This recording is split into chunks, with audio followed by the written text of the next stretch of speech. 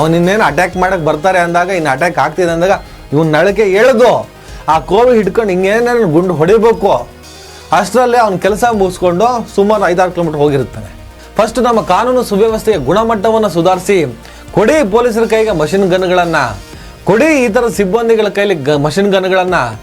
ಏನು ಅಟ್ಯಾಕ್ ಮಾಡುವಂಥ few second 5 ಸೆಕೆಂಡಲ್ಲಿ ಡಡ ಹೊಡೆದು ಬಿಸಾಕ್ತಾ ಇರ್ಬೇಕಿಂತವ್ರನ್ನೆಲ್ಲ. 138 ಸ್ಥಾನಗಳಲ್ಲಿ ನಿಮ್ಮನ್ನು ಗೆಲ್ಲಿಸಿದ್ದು ನೀನು CM ಆಗು, ನೀನು KPCC ಅಧ್ಯಕ್ಷ ಆಗು, ನೀನು ಉಂಡು ತಿಂದು ತೇಗಿ ಚೆನ್ನಾಗಿರುವಂತಲ್ಲ, ರಾಜ್ಯಕ್ಕೊಂದು ಒಳ್ಳೆ ಆಡಳಿತ ನೀಡು ಅಂತ ಹೇಳಿ ಕಾನೂನು ಸುವ್ಯವಸ್ಥೆ ಹದಗೆಟ್ಟು ಹೋಗಿದೆ. ಎಷ್ಟು ಅತ್ಯಾಚಾರಗಳಾಗ್ತಾ ಇದೆ ಗೊತ್ತಾ ಕರ್ನಾಟಕದಲ್ಲಿ. ಪರಿಸ್ಥಿತಿ ಹೀಗಿದೆ, ಇವರು ಪದವಿಗೆ ಕಿತ್ತಾಡ್ತಾ ಇದ್ದಾರೆ 138 ಸ್ಥಾನಗಳನ್ನ ಪಡೆದು ಮಾನ ಮರ್ಯಾದೆ ಇಲ್ದವರು.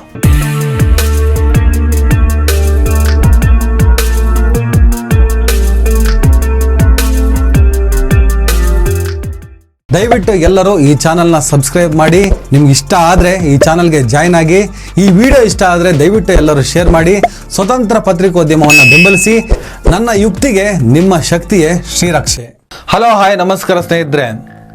ಸುಮಾರು 11 ವರ್ಷಗಳ ಹಿಂದೆ ಬೆಂಗಳೂರಿನ ಕಾರ್ಪೊರೇಷನ್ ಸರ್ಕಲ್ ಇರುವಂಥ ಕಾರ್ಪೊರೇಷನ್ ಬ್ಯಾಂಕ್ನಲ್ಲಿ ಜ್ಯೋತಿ ಉದಯ್ ಅನ್ನೋ ಹೆಣ್ಮಗಳು ATMನಲ್ಲಿ ದುಡ್ಡು ತಗೊಳ್ಳೋಣ ಅಂತ ಹೋಗ್ತಿದ್ದಾಗ ಮಧುಕರ್ ರೆಡ್ಡಿ ಅಂತ ಒಬ್ಬ ಕ್ರಿಮಿನಲ್ ಇಮಿಡಿಯೇಟಾಗಿ ATM ನುಗ್ತಾನೆ, ಶೆಡ್ ಎಳಿತಾನೆ, ಹೆದರಿಸಿ ಬೆದರಿಸಿ ಆಕೆಯಿಂದ ಹಣ ಲಪಟಾಯಿಸೋದಕ್ಕೆ ಪ್ರಯತ್ನ ಪಡ್ತಾನೆ. ಸಣ್ಣ ಪ್ರತಿಭಟನೆಯನ್ನು ಮಾಡಿದಾಗ ಆಕೆ ತಲೆಗೆ ಇಷ್ಟುದ್ದ ಮಚ್ಚು ತಗೊಂಡು ಹೊಡಿತಾನೆ.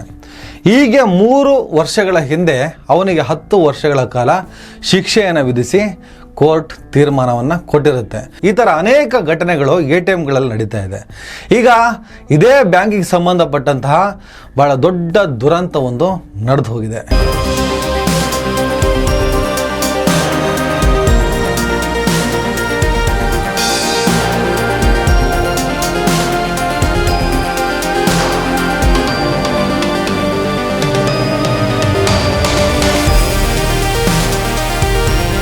ಕರ್ನಾಟಕ ರಾಜ್ಯದ ಬೀದರ್ ಜಿಲ್ಲೆಯ ಶಿವಾಜಿ ಚೌಕ್ನಲ್ಲಿ ನಡೆಯಬಾರದಂಥ ಒಂದು ಘಟನೆ ನಡೆದೋಗಿದೆ. SBI ಬ್ಯಾಂಕಿನ 2 ಸಿಬ್ಬಂದಿಗಳು ATMಗೆ ಹಣ ತುಂಬಿಸೋಕ್ಕಂತ ಹೋದಾಗ ಇನ್ನೇನು ಹಣದ ಬಾಕ್ಸ್ ಅದನ್ನು ಹೊರಗೆ ಇಡ್ತಾರೆ. ಇಟ್ಟು ಕೂಡಲೇ 2 ದುಷ್ಕರ್ಮಿಗಳು ಬೈಕ್ನಲ್ಲಿ ಬಂದು ಅದನ್ನು ಕಸ್ಕೊಂಡು ಹೋಗೋದಕ್ಕೆ ಪ್ರಯತ್ನ ಪಡ್ತಾರೆ.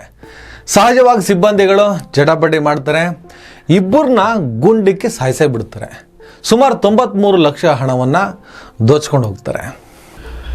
ATMಗಳಿಗೆ ಹಣ ಹಾಕುವ CMS ಏಜೆನ್ಸಿಯ ಸಿಬ್ಬಂದಿ ಗಿರಿ ವೆಂಕಟೇಶ್ ಹಾಗೂ 26 ವರ್ಷದ ಶಿವಕುಮಾರ್ ಮೃತಪಟ್ಟವರು.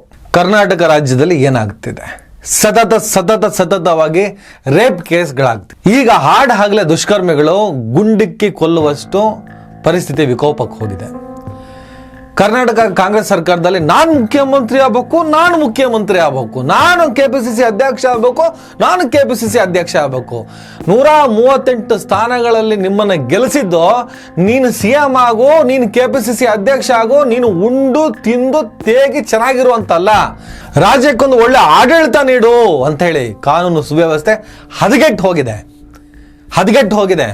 ಏನು ಕಾಂಗ್ರೆಸ್ ಸರ್ಕಾರ ಏನು ಮಾಡೋಕ್ಕಾಗ್ತದೆ ಅಂತ ಹೇಳಿಬಿಟ್ಟು ಸಮಜಾಯಿಷಿ ಕೊಡೋಕ್ಕೆ ಯಾರಾದರೂ ಬಂದರೆ ನಾಳೆ ನೀವು ಯಾವುದೇ ರಾಜಕೀಯ ಪಕ್ಷವನ್ನು, ಯಾವುದೇ ಆಡಳಿತ ಪಕ್ಷವನ್ನು ಟೀಕೆ ಮಾಡೋದಕ್ಕೆ ಯೋಗ್ಯತೆ ಇಲ್ಲದವರು ಅಂತ ಹೇಳಬೇಕಾಗ್ತದೆ.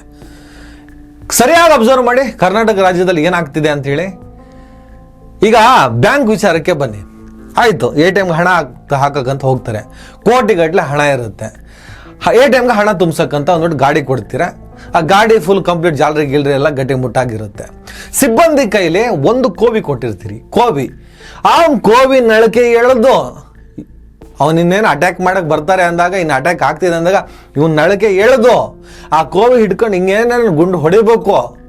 ಅಷ್ಟರಲ್ಲೇ ಅವ್ನ ಕೆಲಸ ಮುಗಿಸ್ಕೊಂಡು ಸುಮಾರು 5-6 ಕಿಲೋಮೀಟರ್ ಹೋಗಿರುತ್ತೆ. ಸ್ವಲ್ಪ ಸರ್ಕಾರಗಳು ತಲೆ ಕೆಡಿಸ್ಕೋಬೇಕು ಈ ವಿಚಾರದಲ್ಲಿ. ತೀರಾ ಪೊಲೀಸ್ ವ್ಯವಸ್ಥೆನೇ ತಗೊಳ್ಳಿ, 2 ಸ್ಟಾರ್ ಆದಮೇಲೆ ಕೈಗೊಂದು ರಿವಾಲ್ವರ್ ಕೊಡ್ತೀರಂತೆ. ಯಾವ ಕಾಲದ ರಿವಾಲ್ವರ್ಗಳು?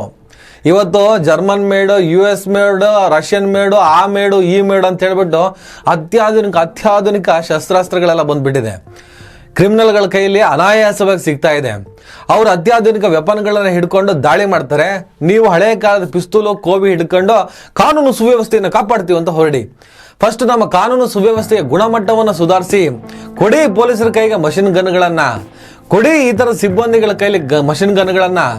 ಏನ್ ಅಟ್ಯಾಕ್ ಮಾಡುವಂತ ಫ್ಯೂ ಸೆಕೆಂಡ್ 5 ಸೆಕೆಂಡ್ ಅಲ್ಲಿ ಅಂತ ಹೊಡೆದು ಬಿಸಾಕ್ತಾ ಇರ್ಬೇಕಿಂತವ್ರನ್ನೆಲ್ಲ ಅಪ್ಗ್ರೇಡ್ ಮಾಡಿ.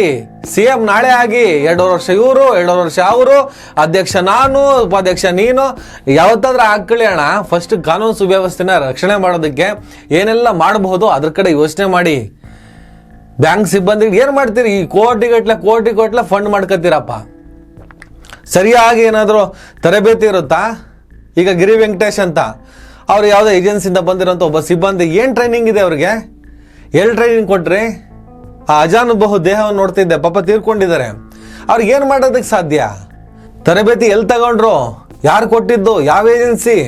ಸುಮ್ಮನೆ ಕೋಟಿಗಟ್ಟಲೆ ದುಡ್ಡು ಮಾಡ್ಕೊತೀರ ಬ್ಯಾಂಕ್ನವರು. ಈ ಜನರ ಮೇಲೆ ಬಡ್ಡಿ ಹಾಕಿ ಅವ್ರಿಗೆ ಬರೆ ಎಳ್ದು ಸರಿಯಾಗಿ ದುಡ್ಡು ಮಾಡ್ತಾ ಇರ್ತೀರಾ. ಕರೆಕ್ಟ್ ಆಗಿ ಸಿಬ್ಬಂದಿಗಳನ್ನ ನೇಮಕ ಮಾಡ್ಕೊಳ್ಳಲ್ಲ. ಅದಕ್ಕೇನು ದುಡ್ಡು ಖರ್ಚು ಮಾಡೋದಕ್ಕೆ ಹಿಂದೆ ಮುಂದೆ ನೋಡ್ತೀರಾ. ಸ್ನೇಹಿತರೆ, ಬಹಳ ದುರಂತ ಅಂತ ಅನಿಸ್ತು. ಹಾಡಾಗಲೇ ಜನ ನೋಡ್ತಿದ್ದ ಹಾಗೆ ಒಂದಿಬ್ರು ಬರ್ತಾರೆ, ಒಂದಿಬ್ರನ್ನ ಕೊಲ್ತಾರೆ, ದುಡ್ಡನ್ನ ಲಪಟಾಯಿಸ್ಕೊಂಡು ಹೋಗ್ತಾರೆ. ಯಾರೋ ಒಂದಿಬ್ರು ಕಲ್ಗಿಲ್ ಹೊಡಿತಾ ಇದ್ರು. ಈಗ ಸಾರ್ವಜನಿಕರು ಕತ್ತೆ ಕಾಯ್ತಿದ್ರಾ? ಇವರಿಗೇನು ಅಷ್ಟು ಅರ್ಥ ಆಗಲ್ವಾ? ಸುಮ್ಮನೆ ಡೈಲಾಗ್ ಹೊಡಿತ. ಕೈಯಲ್ಲಿ ರಿವಾಲ್ವರ್ ಇದೆ, ಅವ್ರ ಕೈಯಲ್ಲಿ ರಿವಾಲ್ವರ್ ಇದೆ ರೀ. ಯಾವನಾದ್ರೂ ಅದನ್ನ ತಡೆಯೋ ಪ್ರಯತ್ನ ಪಟ್ಟರೆ, ಶೂಟ್ ಮಾಡಿದ್ರೆ ಏನ್ ಮಾಡೋಕ್ಕಾಗ್ತದೆ? ಸರಿಯಾದ ರೀತಿಯಲ್ಲಿ ಪ್ರಿಕಾಷನ್ ತೆಗೆದುಕೊಳ್ಬೇಕಾದಂಥ ಸರ್ಕಾರ ಬ್ಯಾಂಕ್ಗಳಿಗೆ ಕ್ಯಾಕರ್ಸ್ ಉಗಿಬೇಕೇ ಹೊರತು ಅಲ್ಲಿ ಸುತ್ತಮುತ್ತ ಇರೋ ಸಾರ್ವಜನಿಕರು ವಿಡಿಯೋ ಮಾಡ್ತಾ ಇದ್ರು, ಇನ್ನೊಂದು ಮಾಡ್ತಾ ಇದ್ರು. ಅಟ್ಲೀಸ್ಟ್ ಆ ವಿಡಿಯೋ ಮಾಡಿದ್ದಕ್ಕೆ ಆ ಆರೋಪಿಗಳು, ಆ ಕ್ರಿಮಿನಲ್ಗಳು ಯಾರು ಅನ್ನೋದು ಪತ್ತೆ ಹಚ್ಚೋದಕ್ಕೆ ಈಸಿ ಆಗುತ್ತೆ. ಅಟ್ಲೀಸ್ಟ್ ಅದನ್ನಾದ್ರೂ ಮಾಡ್ತಾರಲ್ಲ. ಕೆಲವು ಪ್ರಕರಣದಲ್ಲಿ ಬರೀ ಸಾರ್ವಜನಿಕರನ್ನ ಬೈತಾ ಇರಕ್ಕಾಗಲ್ಲ. ಈಗ ಸತ್ತವರಿಗೆ ಬ್ಯಾಂಕ್ನವರು ಒಂದಿಷ್ಟು, ಸರ್ಕಾರ ಒಂದಿಷ್ಟು ಪರಿಹಾರ ಕೊಡಬಹುದು, ಅಷ್ಟರಲ್ಲಿ ಮುಗಿಯಲ್ಲ. ದಯವಿಟ್ಟು ಅಪ್ಗ್ರೇಡ್ ಮಾಡಿ, ಕಾನೂನು ಸುವ್ಯವಸ್ಥೆನ ಅಪ್ಗ್ರೇಡ್ ಮಾಡಿ. ಕ್ರಿಮಿನಲ್ಗಳ ಕೈಲಿ ಅತ್ಯಾಧುನಿಕ ಶಸ್ತ್ರಾಸ್ತ್ರಗಳೆಲ್ಲ ಬರ್ತಾ ಇರುವಂತ ಈ ಸಂದರ್ಭದಲ್ಲಿ ಪೊಲೀಸ್ ಇಲಾಖೆಯಿಂದ ಹಿಡಿದು ಕಾನೂನು ಸುವ್ಯವಸ್ಥೆನ ಯಾರು ಕಾಪಾಡ್ತಾರೋ ಅವ್ರ ಕೈಲಿ ಈ ಪಿಸ್ತೂಲು, ಈ ಕೋವಿನ ಕೊಡೋದು ನಿಲ್ಲಿಸಿ ಅತ್ಯಾಧುನಿಕ ಶಸ್ತ್ರಾಸ್ತ್ರಗಳನ್ನ ಕೊಡಿ, ಒಳ್ಳೊಳ್ಳೆ ಗನ್ಗಳನ್ನ ಕೊಡಿ. ಇಮ್ಮಿಡಿಯೇಟ್ ಆಗಿ ವಿತಿನ್ 5 ಸೆಕೆಂಡ್ ಒಳಗಡೆ ಅವ್ನು ದಾಳಿ ಮಾಡೋದಕ್ಕಿಂತ ಮುಂಚಿತವಾಗಿ ಇವರೇ ಶೂಟ್ ಮಾಡಿ ಬಿಸಾಕ್ಬೇಕಂತವ್ರನ್ನ. ಅಂತಹ ವ್ಯವಸ್ಥೆನ ಮಾಡಿ ಆಮೇಲೆ CM ಗಾದಿಗೋ, ಹೋಮ್ ಮಿನಿಸ್ಟರ್ ಗಾದಿಗೋ, ಇಲ್ಲ KPCC ಅಧ್ಯಕ್ಷ ಗಾದಿಗೋ ಏನಾದರೂ ಮಾಡ್ಕೊಂಡು ಸಾಯ್ರಿ. ಮೊದಲು ರಾಜ್ಯವನ್ನು ರಕ್ಷಣೆ ಮಾಡಿ. ನಾಳೆ ಮಾತಾಡ್ತೀನಿ ಸ್ನೇಹಿತರೆ ರೇಪ್ ಬಗ್ಗೆ. ಕರ್ನಾಟಕ ಆಗುತ್ತಿದೆ ರೇಪ್ ರಾಜ್ಯ ಅಂತ ಹೇಳ್ಬಿಟ್ಟು ನಾಳೆ ವಿಡಿಯೋ ಮಾಡ್ಬೇಕಂತ ನಾನು ಸಿದ್ಧತೆ ಮಾಡ್ಕೊಂಡಿದ್ದೀನಿ. ಎಷ್ಟು ಅತ್ಯಾಚಾರಗಳು ಆಗ್ತಾ ಇದೆ ಗೊತ್ತಾ ಕರ್ನಾಟಕದಲ್ಲಿ? ಪರಿಸ್ಥಿತಿ ಹೀಗಿದೆ. ಇವರು ಪದವಿಗೆ ಕಿತ್ತಾಡ್ತಿದ್ದಾರೆ 138 ಸ್ಥಾನಗಳನ್ನ ಪಡೆದು, ಮಾನ ಮರ್ಯಾದೆ ಇಲ್ದವರು. ನಮಸ್ಕಾರ. ದಯವಿಟ್ಟು ಎಲ್ಲರೂ ಈ ಚಾನಲ್ನ ಸಬ್ಸ್ಕ್ರೈಬ್ ಮಾಡಿ. ನಿಮ್ಗೆ ಇಷ್ಟ ಆದರೆ ಈ ಚಾನಲ್ಗೆ ಜಾಯ್ನ್ ಆಗಿ. ಈ ವಿಡಿಯೋ ಇಷ್ಟ ಆದರೆ ದಯವಿಟ್ಟು ಎಲ್ಲರೂ ಶೇರ್ ಮಾಡಿ. ಸ್ವತಂತ್ರ ಪತ್ರಿಕೋದ್ಯಮವನ್ನು ಬೆಂಬಲಿಸಿ. ನನ್ನ ಯುಕ್ತಿಗೆ ನಿಮ್ಮ ಶಕ್ತಿಯೇ ಶ್ರೀರಕ್ಷೆ.